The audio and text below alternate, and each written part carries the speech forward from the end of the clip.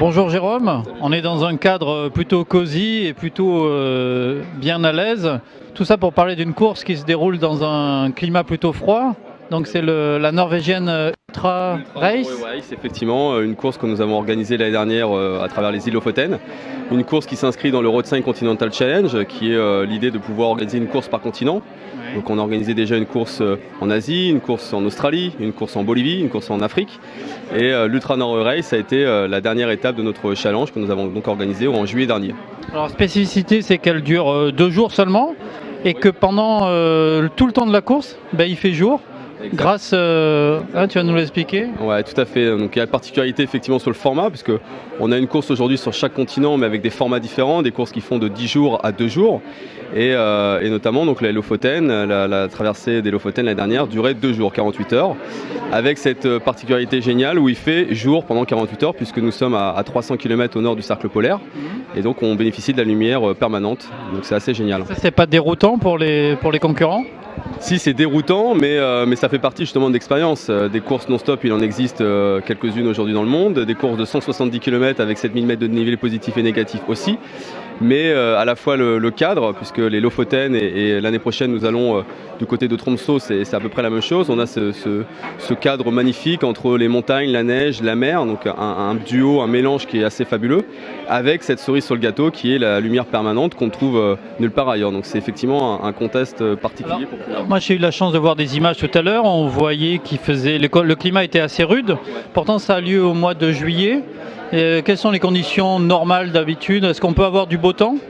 On devrait avoir du beau temps, on n'a vraiment pas été chanceux sur l'édition de la dernière, la première édition, puisqu'effectivement on a eu un mauvais temps, ils n'avaient pas connu ça depuis une vingtaine d'années, un hiver qui a duré, donc des endroits avec beaucoup de neige, et puis de la pluie qu'on a eu pendant la course. Donc c'est vrai que normalement la saison est propice pour courir, puisqu'il fait une vingtaine de degrés, 15-20 degrés, mais en fonction de la situation géographique, encore une fois, nous sommes très, très haut, près du pôle Nord. Eh bien, le temps change rapidement, la météo change rapidement, le vent, la pluie sont assez fréquents. Mais normalement, il fait beau. Alors, une autre spécificité de Canal Aventure, ce sont des courses à taille humaine. Et volontairement, tu les limites à 10, entre 10 et 30 maxi, je crois, pour les plus grands formats. Ouais, 10-25, on a effectivement cette volonté de limiter le nombre de coureurs. Pour plusieurs raisons, notamment parce que tu l'as dit, on souhaite garder une taille humaine. La course à pied, le running, le trail, tous ces mots-là, on les entend, ça se développe depuis de nombreuses années. On a une surenchère au niveau du nombre de participants, des organisateurs qui se vendent d'avoir de plus en plus de compétiteurs.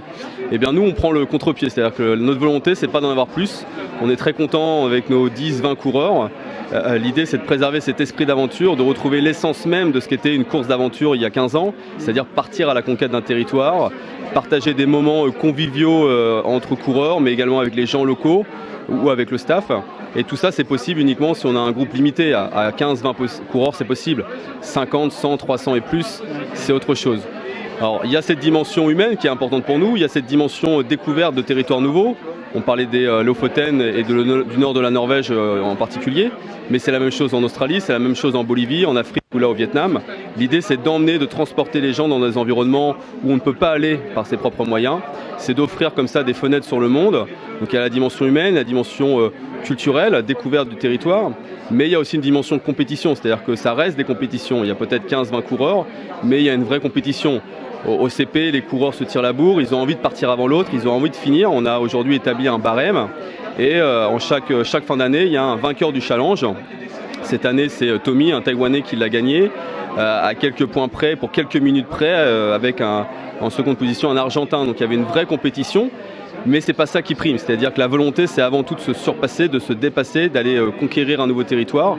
Et effectivement, il y a aussi cette dimension, j'essaie de faire mieux qu'hier, de surpasser et éventuellement de battre mes copains, mais c'est pas la priorité. Alors on voit aussi que lors du bivouac, ça parle quasiment toutes les langues.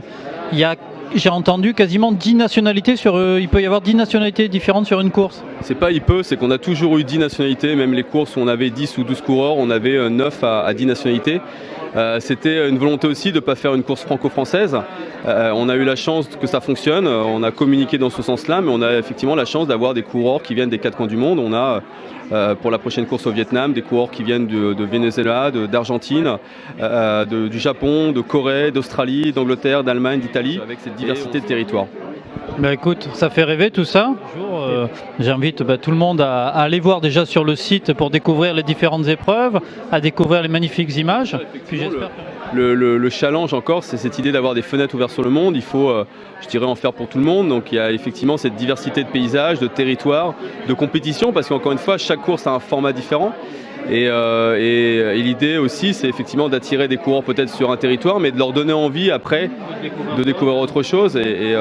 Chaque région est difficile, c'est difficile effectivement de faire son choix. Mais voilà, c'est ça le challenge. Bah écoute, bravo, et puis je souhaite bonne continuation. Merci, au plaisir. Merci Jean-Pierre.